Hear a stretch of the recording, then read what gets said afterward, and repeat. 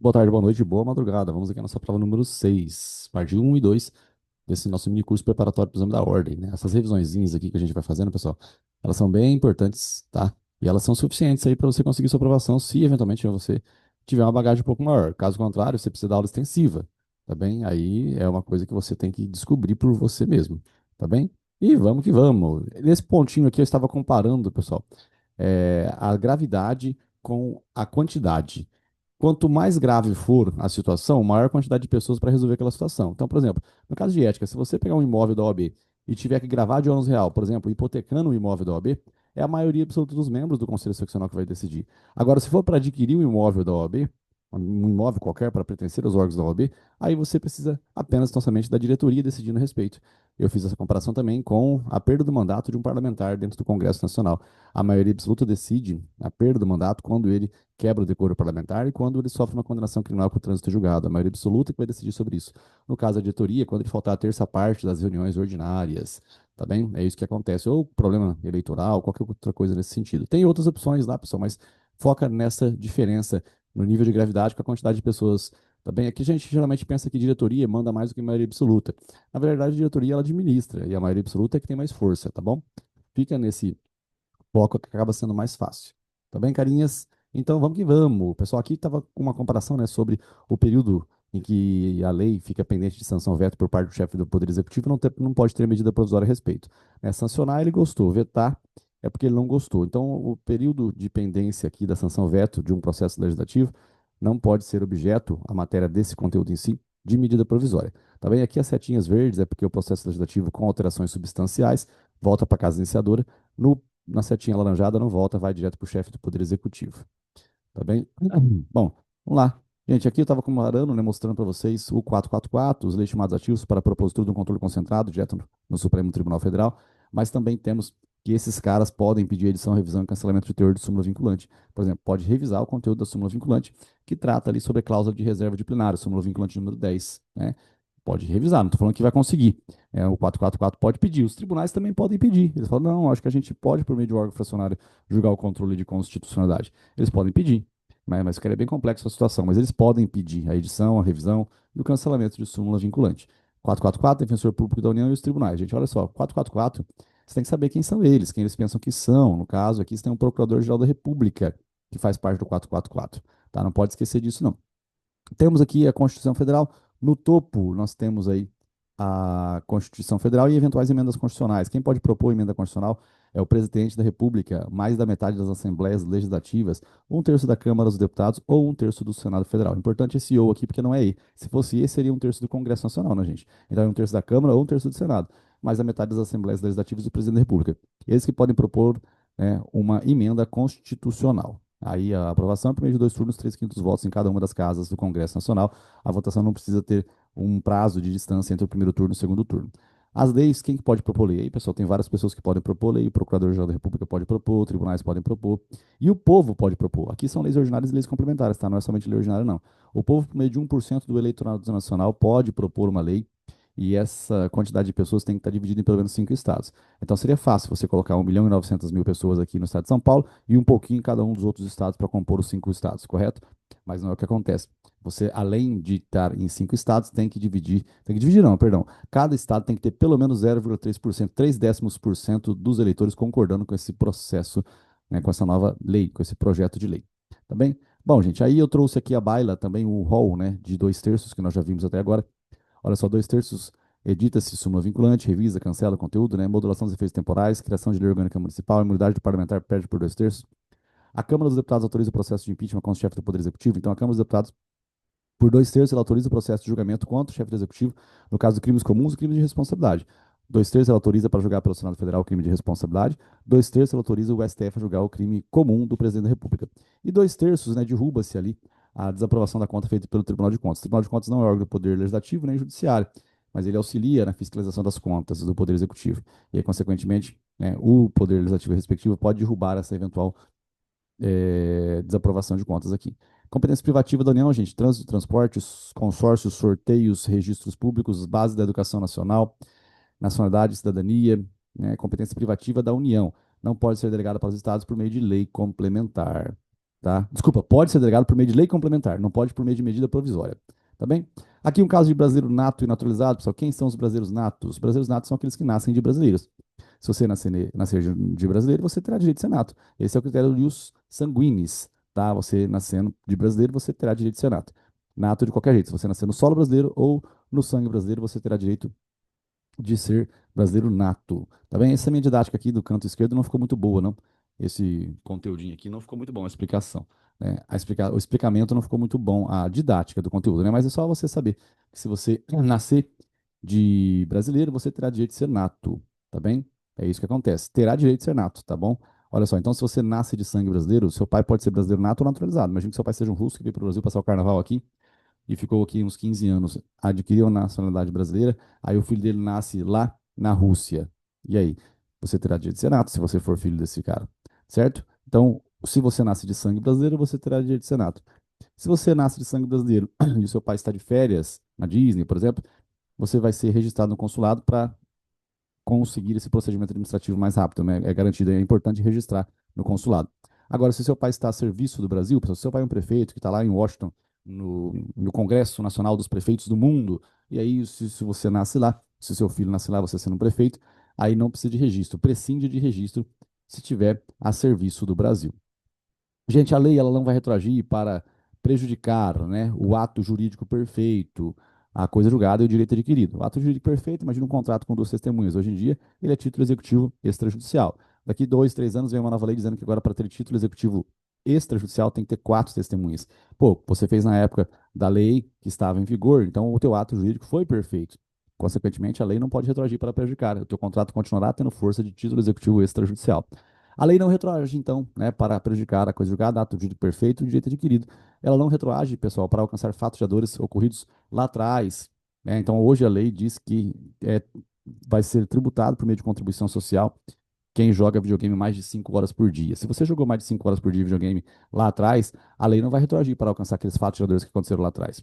A mesma coisa é crime, né? Cria-se um novo crime hoje. Se você fez um fato que gerou obrigação de cumprir pena aqui nesse crime, você não vai ter que cumprir essa pena, porque a lei não vai retroagir para te prejudicar. Tá bom? Pessoal, foca aí bastante, né? Presta atenção, tem que fazer as questõezinhas, não pode deixar de fazer, ler o comentário completo das questões, tá? E aqui, ó, aqui nós estamos vendo o recurso administrativo impróprio, né? O próprio é o normal, gente, aquele que acontece dentro de um órgão. Agora, o impróprio é aquele que está dentro de um órgão, mas aí a própria lei que previu a criação desse órgão estabelece que eventual problema pode ser direcionado ao ministério que supervisiona essa autarquia. Tá? Imagina aqui, ó, foi criada uma autarquia. Um cara conversou com outro cara, que conversou com outro cara, que conversou com o presidente da República, falaram o seguinte: nós somos especialistas aqui dentro, mas nós precisamos nos especializar um pouco mais. Então vamos pedir para o Poder Legislativo para ele criar uma pessoa só especialista nisso. Então aí criou a Agência Nacional de Transportes Terrestres. Essa autarquia especialista no transporte terrestre, ela tem conflito lá dentro. Esse eventual conflito que acontecer lá dentro, ele pode ser resolvido lá dentro, mas se não der certo, às vezes é possível que o recurso seja direcionado para o ministério que a supervisiona, por exemplo, o Ministério do Transporte. Tá? Esse é o recurso administrativo impróprio. Lembrando que no recurso administrativo impróprio, pessoal, não é um controle de hierarquia, tá? É um controle finalístico, é uma supervisão ministerial, é um controle que é feito, mas é só de visão. Eu só observo para ver se essa agência está alcançando o fim pelo qual ela foi criada. É uma agência reguladora, é uma autarquia. Eu tenho que observar se ela está realmente alcançando o fim pelo qual ela foi criada. Gente, aqui nós estamos falando de uma outra pessoa jurídica da administração pública indireta agora, que são os consórcios públicos. A União ela não pode se consorciar com municípios pertencentes a estados não consorciados, mas ela pode se consorciar com municípios, desde que esses municípios pertençam a estados consorciados, correto? Bom, o Poder Executivo, né, ele vai estabelecer a sua intenção e coloca no protocolo. O protocolo de intenções ele é ratificado pelo Poder Legislativo respectivo. Aí o Poder Legislativo respectivo, tá? Ele vai criar uma lei e aí, após a criação dessa lei, esse consórcio público vai pertencer à administração pública indireta de cada um dos entes consorciados. Olha só, né, o consórcio público aqui. Beleza? Maravilha. Bom, esses quatro risquinhos aí, pessoal, é porque é autarquia, fundação pública, sociedade de economia mista, empresa pública, né? Aí o consórcio público você joga ali dentro. Também temos aqui as OCIPs, pessoal, né? Imagina o Rafa tem ali uma escolinha que consegue ajudar 50 crianças e ele faz um termo de parceria com o Estado. É um ato vinculado. Se o Rafael cumprir os requisitos da lei, o Rafa tem direito a esse dinheirinho aqui, essa parceria, e aí o Rafa consegue ajudar mais crianças. Esse é o termo de parceria. Só que também é possível que você se crie uma OS, uma organização social. É algo maior, é um contrato de gestão, tem seção de servidores públicos aqui e o dinheiro é bem maior. O Tribunal de Contas, pessoal, ele fiscaliza ambas as situações, porque tem dinheiro público, tá bom? Se você receber dinheiro no termo de parceria para comprar um imóvel, esse imóvel não pode ser alienado livremente, se você adquiriu por conta do dinheiro. Mas você pode vender algum outro imóvel? Sim, se você já tinha outros imóveis, né, e você pode vender outro imóvel sem problema nenhum. Aqui a linha tempo do processo tributário, né? A hipótese de incidência, fato que gera obrigação tributária, e o prazo de 5 anos para o lançamento do tributo. Constitui o crédito tributário, você paga. Como é que você paga? Você paga com dinheiro ou com uma compensação tributária. Compensação tributária é quando você deve, mas você também tem crédito. Imagina uma restituição de débito tributário. Você tem direito de pegar de volta o dinheiro, mas você também tem que pagar. Se isso acontecer, de você ter dinheiro e também ter que pagar, então nesse caso aqui em si, você pode compensar. Só que tem que ter uma lei autorizando, né? A lei autoriza a compensação tributária, tem que ser no prazo dela.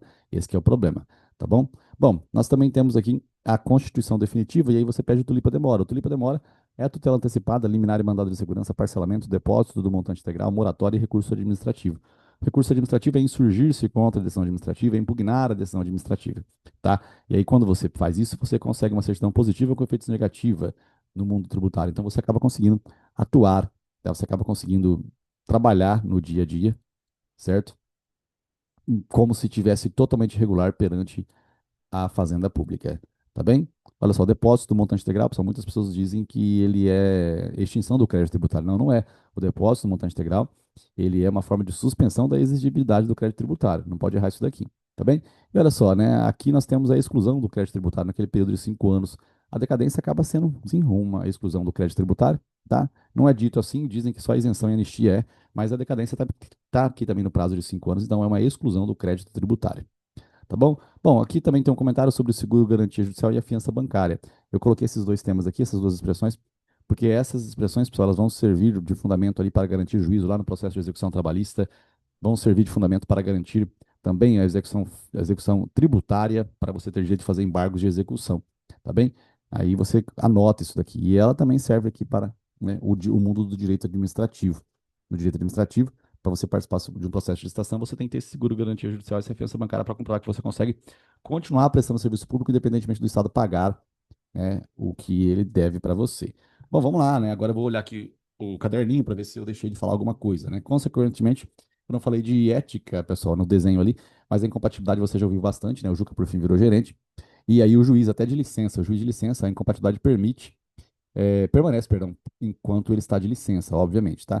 Independência técnica, você não é obrigado a aceitar a forma de trabalhar do seu cliente, ou, né, que ele exija que o filho dele, porque é advogado agora, trabalhe no processo com você.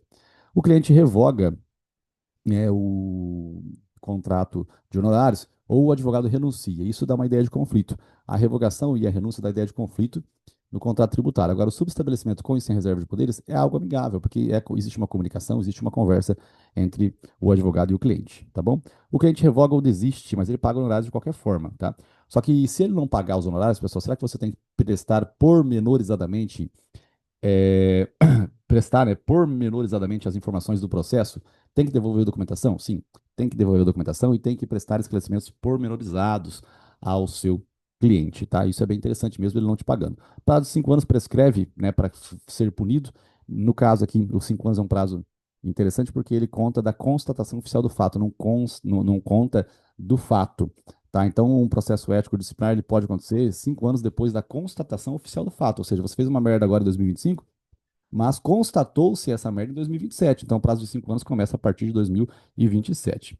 Conselheiro integra a chapa e a eleição é direta, né, pessoal? Então, os conselheiros da OAB, eles são votados e aí depois eles vão lá e compõem o Conselho Federal e lá eles vão votar na diretoria do Conselho Federal. Você vota no Conselho Seccional e nos conselheiros que vão até o Conselho Federal. Bom, maravilha, gente. Advogar contra expressa previsão legal não pode, a não ser que você aduza a inconstitucionalidade.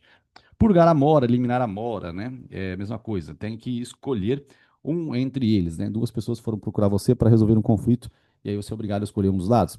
Pô, se virar conflito, sim, mas se você resolver o conflito antes de realmente virar litígio judicial, aí você pode, né, entender que acabou o problema, tá bom? Nome de sócio falecido mantém-se no caso da sociedade de advogados? Se tiver previsão no ato constitutivo, pessoal, aí pode manter. Do contrário, só por meio de ação judicial, se você comprovar ali que está perdendo muitas ações quando eles ficarem a falecer.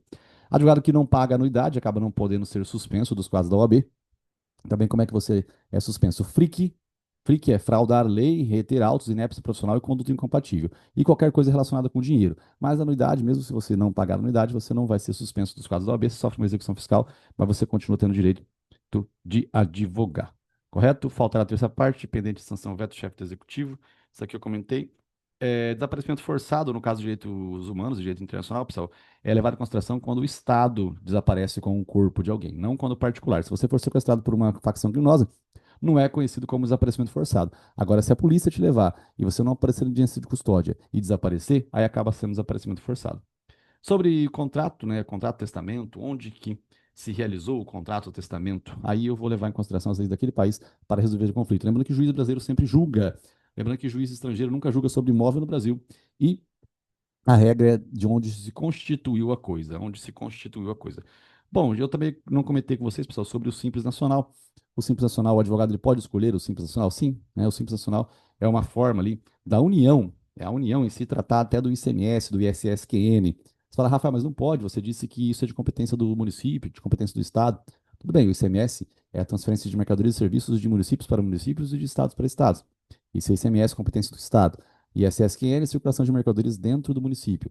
Tá bom, mas a própria Constituição prevê essa situação assim, assim como a bitributação, lembra que nós temos a União, a bis in idem, perdão, a União, ela criando ali a contribuição social sobre o lucro líquido e o imposto de renda. Então está previsto na própria Constituição, o poder constituinte originário ele prevê essa situação. Então, mesmo sendo o caso do bis in idem, que não poderia ser, não poderia acontecer, mas está previsto na Constituição, então se permite. Aqui não é o poder constituinte originário, foi uma emenda constitucional que criou-se o ICMS, desculpa, que criou o Simples Nacional. Então, o advogado, ele pode ser optante do Simples Nacional, certo? E aqui tem um benefício, né? Uma isenção de ente federativo para outro ente federativo. A União, que acabou criando uma isenção ali, né? Não é bem uma isenção, mas você não vai pagar aqui, ali, aquilo outro, mas você paga um grande Simples Nacional.